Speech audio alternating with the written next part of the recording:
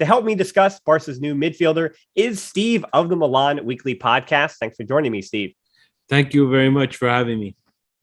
So to get this started, before we really dive deep into the player that he's been for Milan since 2017, since he arrived, I want to talk about his pre-Milan career pretty quickly. The Ivory Coast-born midfielder has played his entire professional career in Italy, coming up with Ivory Coast Club, and anyone from Côte d'Ivoire can correct me on this, but it's Stella Club de Jamais, moving to Atalanta in 2015, still as a teenager, and then a loan move to Cesena got him a season for Atalanta's first team. And a year later, it was already a loan move in 2017 that became a permanent move to Milan in 2019. So what did you know about Kessie before his Milan career? And so the big broad stroke would be, what has he improved upon as a professional in his 214 or so matches for Milan? Yeah, so for Kessie, I'm not gonna lie to everybody. Didn't know him when he played at Ivory Coast. And I know we followed a little bit because I'm a Calcio junkie and I watch a lot of games. You hear different names. You see some performances that stand out, but his tenure at Atalanta was really what set him apart, right? And he benefited from Gasperini's system, right? He had fullbacks around him. He was able to, do what he does, recuperate balls, roam free, and, use his strength.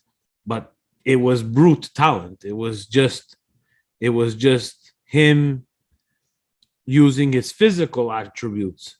I think from his time at Atalanta and moving to Milan, we saw him get a little bit more intelligent, stronger, and I'm not gonna say better on the ball, but I think he's more confident on the ball.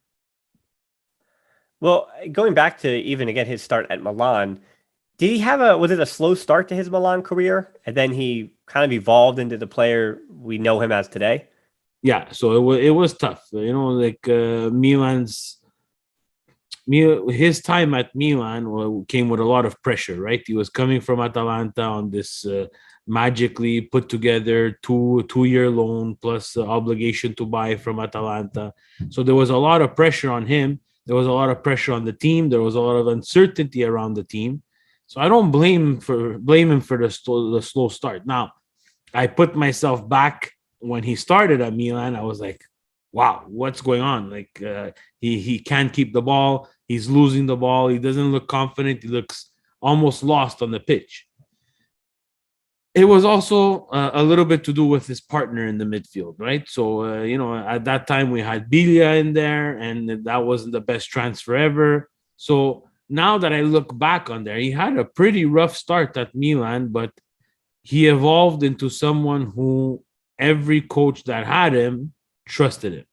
And they trusted him because you saw that the talent was there, you saw that the smarts was there, and you saw that the hard work was there, because he had to work extremely hard to make people forget about the transfer number and how much we paid for him, and forget about his time at Atalanta and concentrate now on the Kessie that's at Milan, because the Atalanta Kessie was surrounded by a system that was maybe shielding a bit of the flaws in his game.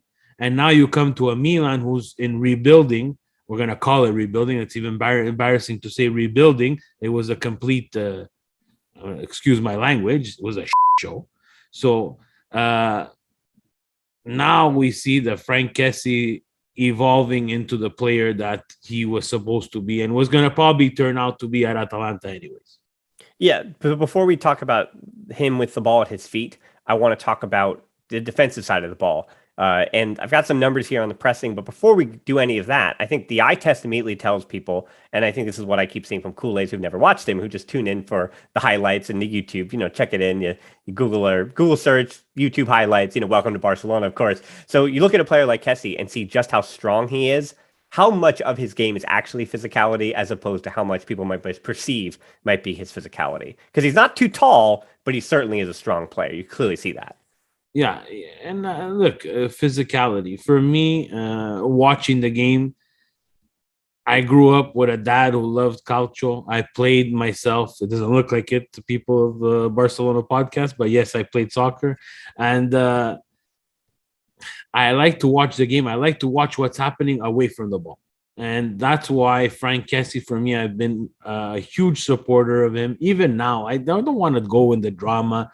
I appreciate what he did for Milan. He came at a really tough time. But him, the player, just to go back to your question, he's intelligent on when he needs to exert energy.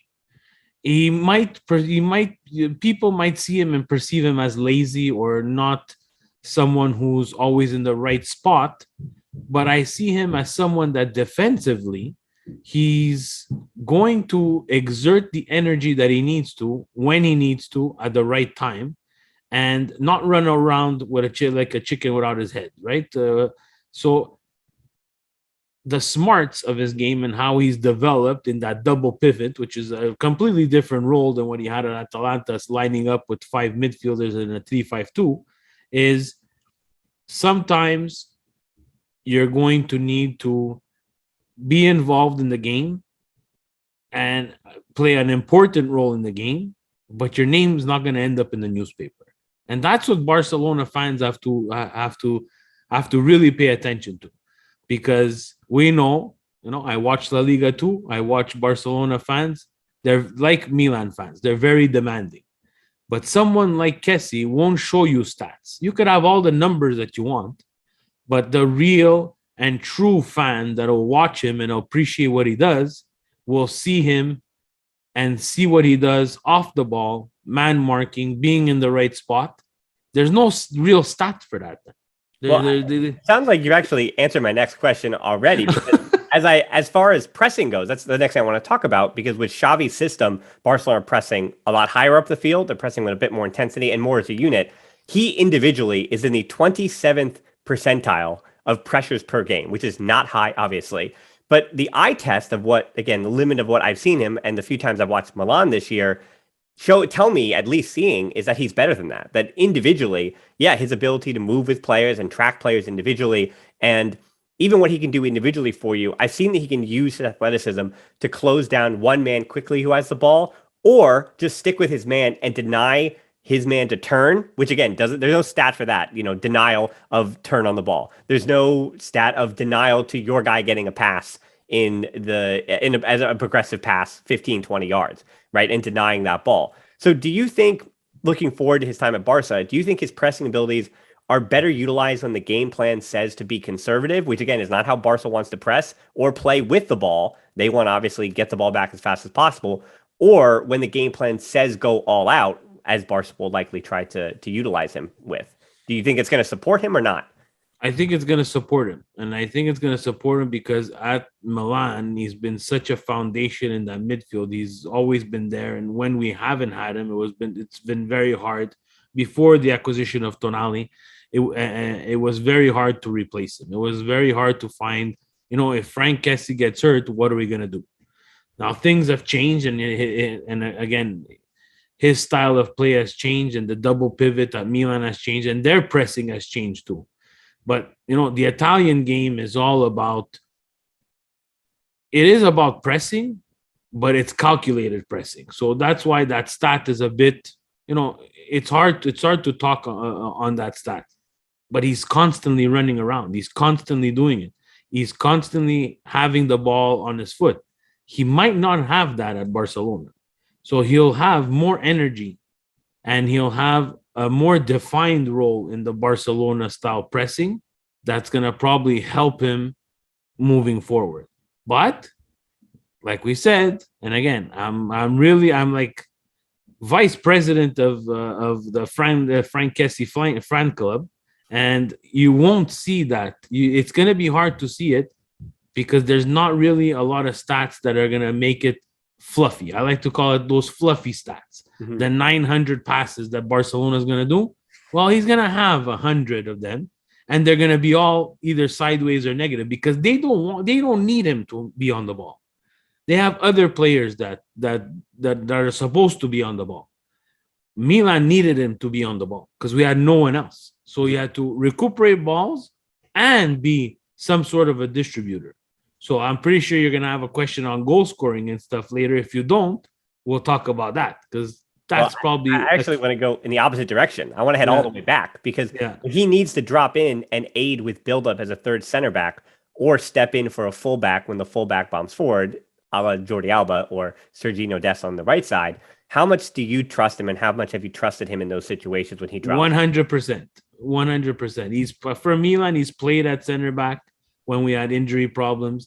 He plays on the same side as Theo Hernandez. So on the left-hand side, once Theo runs wild, there's always someone back there. And it's usually Franck Kessie. And he's gonna, he switches, he alternates with Benacer, where they will, shift down into the center back position and and build play from the center back. So Barcelona fans have nothing to worry about that. He's very responsible for that. He will make a mistake. Everybody makes mistakes, but I have no problem with that. My problem is once you take me up the pitch. Well, we're going to go all the way up the pitch to the penalty spot. Before we talk about open play, he has scored 36 goals in his time at Milan, quite a few of them coming at the penalty spot. What makes him such a great PK taker? And I ask that because Messi was the guy for so long for Barca. Memphis Depay seems to be one of the options, but Ferran Torres can take them. Aubameyang could take them. There's a number of guys that could take that over, but it seems like just numerically that Kessie is, that's a specialty of his. Yeah, it has always been a specialty of his. He was, he's very good at taking spot kicks. I think it's just the calmness of it. It's the run up. Some people don't like the run up. I'm more of a soccer purist. I just want to run up to the ball and smash it. And I think that's when he's taking them well, that's what he's doing. When he starts to try to second guess himself, that's when he starts to miss, and he starts to give some tells to the keeper for them to try to stop them. He's missed a couple recently. I don't think there's a problem with that, but to all the Barcelona fans, I think he's down in the pecking order of people that are going to be taking spot kicks for Barcelona going forward. Well, I'm a 1996 MLS purist, where I think it should be a 40-yard run up, and then I kid in jest. It would make penalty kicks take forever. I don't want to sit through that. So back to, again, how he might score then and help the attack in that way, where we've seen Xavi's interiors. And before we talk about the position between pivot and interiors and things like that, I want you to avoid that with this question about the goal scoring. But in this hypothetical situation where he is playing as one of the interiors in a 4-3-3 under Xavi, there is moments where he's asking his high interiors. We've seen Pedri, Gabi, and De Jong did it last year, doing it some this year, getting forward, making runs into the box or shooting from distance. How else, other than the penalty spot, could he pop up and score a goal? So that's the problem. He's going to be in really dangerous positions. My issue with Kessie, and it's something that I fail to understand why this happens to him all the time. I feel the closer he is to goal, the worse off he is, and the lesser of a chance that you have to score a goal, believe it or not. We've seen him miss, chances, sitters from the 6-yard box. But as he goes further and we go towards the 20-yard box, I think he's confident. I think, it's not going to be the same as what you're seeing at Milan now. If you watch Milan, where it's more, the shot comes second, pass comes first. I think it'll be the same at Barcelona. I don't think that he's going to try, but when he tries, further away that he is from the goal, the better chance you have that he's going to score a goal. He's just really either unlucky or not comfortable in that scorer's position to get those type of goals. And then out of nowhere, you'll get a fantastic strike from inside the 20-yard box that's going to go in. We haven't seen him. Something also with Kessie that's really strange. Doesn't really get involved in corner kicks in terms of being inside the box and getting to the spot in dangerous positions. So you're not going to see goals coming from headers from him. But again, the major message, my message, and why I thank you again for letting me on the Barcelona podcast, because I really like Franck Kessie. I think Barcelona is getting a great player. but the fans are going to need to manage their expectations in terms of what they're going to get from Franck Kessie. Well, I think the big question, and it's going to be an unanswered question, and one of the reasons why, when I look at that Barcelona midfield, it concerns me that he is not a traditional single pivot defensive midfielder. And those are hard to come by in modern football. There's not a lot of them. The double pivot seems to be where world football is going. And Busquets has just been such the guy at that position for Barca for so long. So moving on from him, it was never going to be easy, but it seems like this signing doesn't necessarily fit that. However, that's I guess a twofold question I ask you: that do you think if Kessie were to be given the keys to that sports car that is the pivot, the single pivot spot at Barcelona, how would he handle that? And then part two of that is, if that probably isn't the right idea, because as we said, his numbers, his characteristics make him a okay interior, or they characterize him as an interior in Xavi's system. What kind of player would he have to be next to mesh well with in a double pivot? Because my concern looking at it on paper is that he and De Jong are a little bit redundant and don't necessarily complement each other. They may overlap more than complement, just on paper at least. Yeah, on paper, I gotta agree. They do overlap each other. Giving Kessie the keys, I wouldn't do that. I don't think that's something that he wants. I don't think that's something that he's going to be comfortable in. And I think you're setting him up to fail. But if you give him the co-pilot seat, I think he's going to succeed at Barcelona. But the driver needs to be someone who is very positive in terms of the way he goes forward, very decisive into what he's going to do. And Kessie cleans up after that, right? If he does lose possession, Kessie will regain you that possession. Again, that type of player, like you said, in the single midfielder role, in today's game, we can probably count on one hand how many there is. So double pivot, you need one of each. You need someone who can, control the game and the tempo of the game, and you need someone who is, very strong. And of course, in today's game, you cannot have just one single talent. Recuperating balls is not the talent that's going to make you a professional, or else there'll be a ton more professionals. Someone who's also, if needed, be comfortable on the ball. But I don't think he wants the keys, and the co-pilot seat is the seat that belongs to Franck Kessie. And the last question for you, Steve. I think I have seen some criticism, and this might just be frustrated Milan fans with seeing him leave on a free transfer, but his first touch has been called heavy in the past. Do you think he'll struggle where close control is so essential in that midfield? Because it's one thing for Aubameyang, a former Milan player as well, way back in the day, for him to struggle with his first touch as the center forward. But, the first touch of a midfielder for Barcelona just needs to be elite. It needs, that's really the word I'm looking for. Yeah, it has to be top shelf elite. Look, it's not top shelf elite, but again, in the possession game that Barcelona plays and the way they like to move around the ball, I don't see it being an issue, just because it's going to be a lot of one touch stuff that's going to go to someone, again, that maestro that controls whoever the Barcelona decides they're going to give the keys to. But a heavy touch, Milan fans getting just a little bit too dramatic over this transfer saga. That's not a heavy touch at all.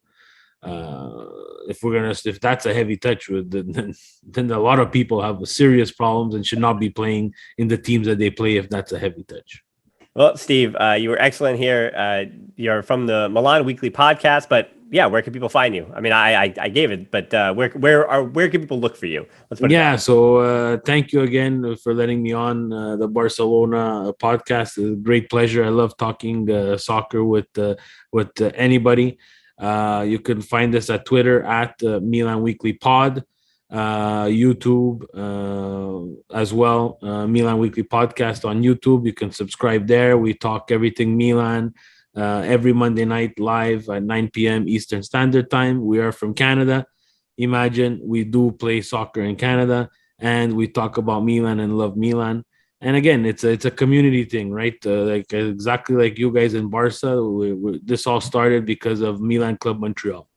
and that's a local supporter group here in Montreal for Milan.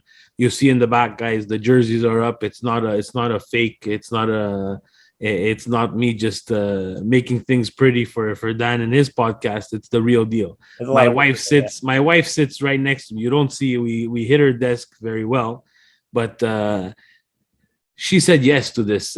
She had no choice to say yes to this decoration, right? So this is what comes up, and what you get from us. And again, us, Dan, it's it's a little bit more. I'm gonna give you top credit. You're very straight. The questions are fantastic and really make you think. Talk about Calcio. On Milan Weekly Podcast, we're screaming at everybody. We're yelling. We're complaining. We do what we do to make people enjoy their Monday nights. And Lord knows that after these 2 years that passed, everybody needs a laugh once in a while. So if we could do that for anybody, come and join. Even if you're a Barca fan, trust me, we'll make fun of you too. All right. Well, thanks so much, Steve. Thank you.